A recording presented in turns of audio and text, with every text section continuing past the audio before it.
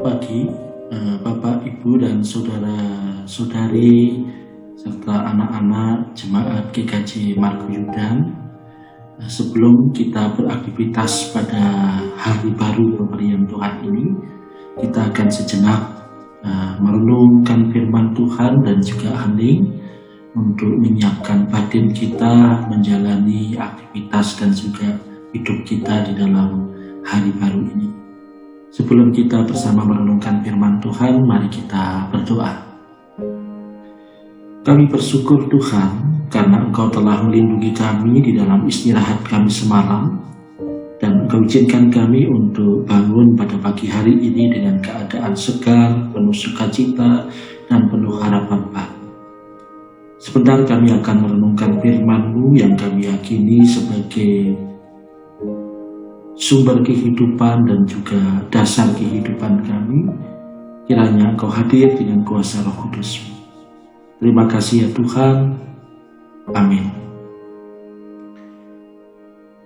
Bapak, Ibu, dan saudara-saudari serta anak-anak yang terkasih, secara khusus pada pagi hari ini saya akan mengajak kita semua untuk sejenak merenungkan kesaksian Injil Lukas, khususnya Injil Lukas pasal 5 ayat 17 sampai dengan ayat yang ke-20.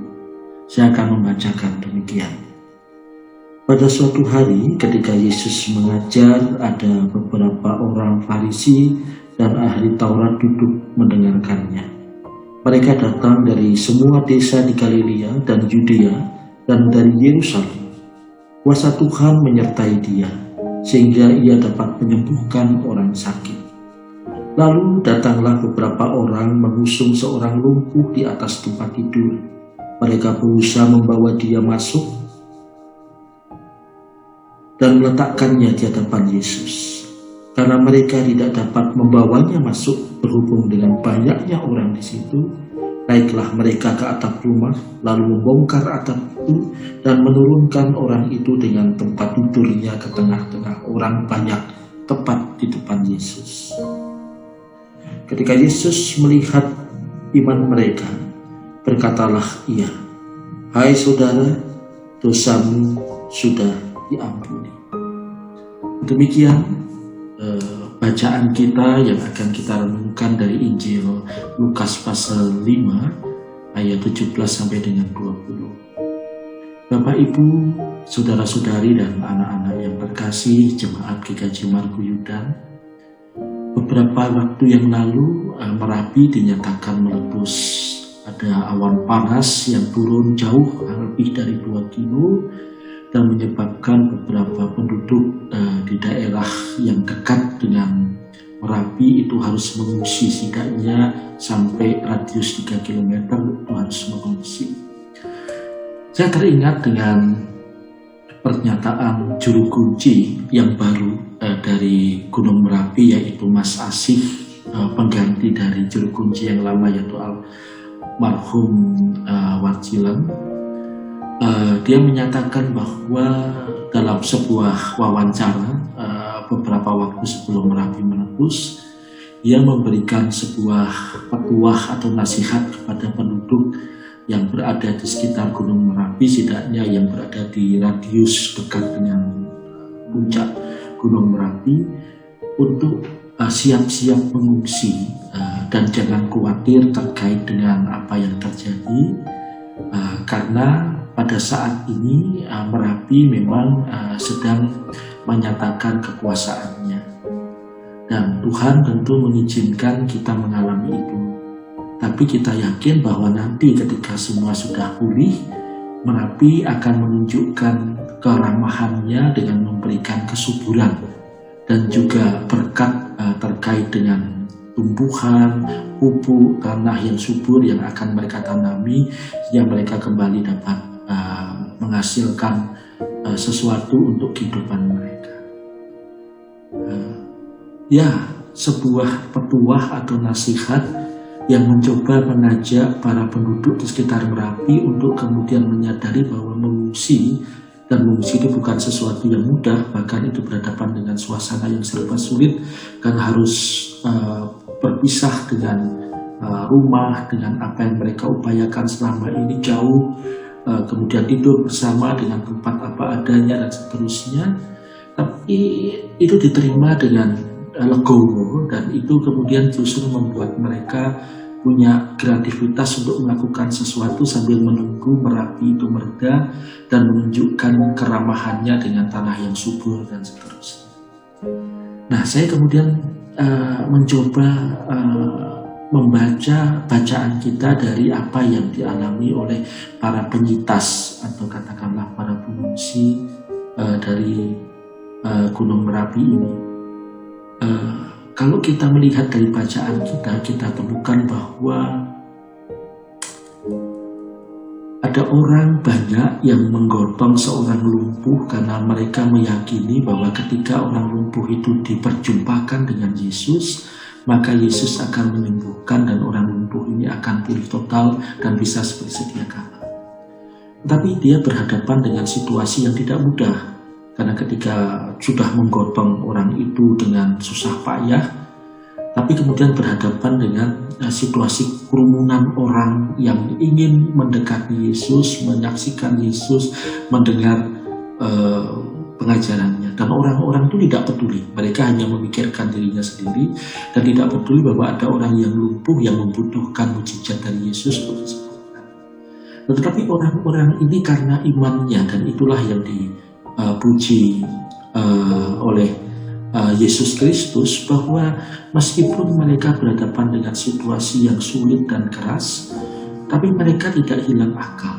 Imannya menuntun pada sebuah kreativitas untuk kemudian naik ke atap, membuka atap, lalu menurunkan orang lumpuh itu sehingga berjumpa dengan Yesus, dan Yesus kemudian melihat kejadian itu dan menyembuhkan orang itu. Iman yang memunculkan kreativitas, saya rasa ini yang menarik. Dan sebenarnya kalau kita mau jujur, ketika kita saat ini berhadapan dengan situasi-situasi sulit terkait dengan pandemi, maka kita sebenarnya mengalami iman kita ini menuntun pada kreativitas yang tidak kita pikirkan sebelumnya. Contohnya, ketika kita beribadah dan karena hendak memotong katakanlah lingkaran penularan COVID, kemudian ibadah dilakukan dengan daring atau online. Sebelumnya kita tidak pernah berpikir bahwa ternyata kita bisa melakukan ibadah online dengan kreativitas luar biasa. Bahkan juga sekolah minggu pun menunjukkan kreativitas yang luar biasa ketika sebelumnya tidak pernah melakukan pengajaran sekolah minggu secara online. Lalu kemudian dalam kehidupan kita, ketika kita menjumpai, kita mengalami keterbatasan bahkan kesulitan ekonomi karena dirumahkan atau di PHK, kemudian tanpa kita sadari muncul kreativitas yang kemudian membuat kita melakukan sesuatu, apapun itu juga, yang penting halal dan itu dapat kita lakukan untuk kemudian mencukupi kebutuhan kita. Kalau kita mau jujur melihat di sekitar kita banyak sekali kreativitas yang bermunculan yang sebelumnya tidak pernah terpikirkan. Nah, saya rasa ini menjadi sesuatu yang penting untuk kemudian tetap kita yakini. Dan saya rasa kreativitas itu bukan semata-mata karena kekuatan kita, tapi saya mengimani bahwa itu karena iman kita yang kuat kepada Allah, yang kemudian Allah tidak tinggal diam. Allah bekerja dalam diri kita dan menghadirkan kreativitas yang bahkan kita sebelumnya tidak pernah terpikirkan. Nah, karena itu saya mendorong untuk kita semua, Bapak, Ibu, Saudara-saudari, dan juga anak-anak yang terkasih, dan juga saya sendiri, ketika saya merefleksikan renungan atas Injil Lukas ini, untuk tetap berpegang teguh kepada Allah sebagai iman kita yang kuat. Karena ketika kita beriman kepada Allah, kita meyakini bahwa Allah bekerja dalam diri kita. Kita tidak akan dibiarkan putus asa dan hilang harapan. Tapi Allah dengan daya kuasanya yang ajaib akan memberikan kekuatan dan daya kreativitas yang luar biasa untuk kemudian kita mampu mencari solusi-solusi alternatif, tidak lalu kemudian terpuruk, tapi bisa bangkit untuk melanjutkan kehidupan bersama dengan Allah yang penuh rasa syukur dan optimis. Semoga iman kepada Allah yang memunculkan kreativitas tetap kita alami dalam kesetiaan kita kepada Dia, Sang Sumber kreativitas kehidupan, yaitu Allah, Sang Kristus. Amin. Mari kita berdoa. Kami bersyukur Tuhan, karena di tengah-tengah situasi yang tidak mudah sampai dengan sekarang ini, Engkau mengizinkan kami untuk menyaksikan bagaimana Engkau bekerja memberikan daya kreativitas bagi kami. Oleh karena itu, kiranya Engkau memberikan pengharapan senantiasa kepada kami, agar kami senantiasa beriman kepadamu dan mengalami daya kreativitas-Mu dalam kehidupan kami. Kami serahkan kehidupan kami selanjutnya ke dalam tangan pengasihan. Terima kasih Tuhan. Amin. Baik, Bapak, Ibu, Saudara-saudari, dan juga anak-anak yang terkasih, selamat melanjutkan kehidupan, selamat beraktivitas untuk hari ini, dan Tuhan memberkati.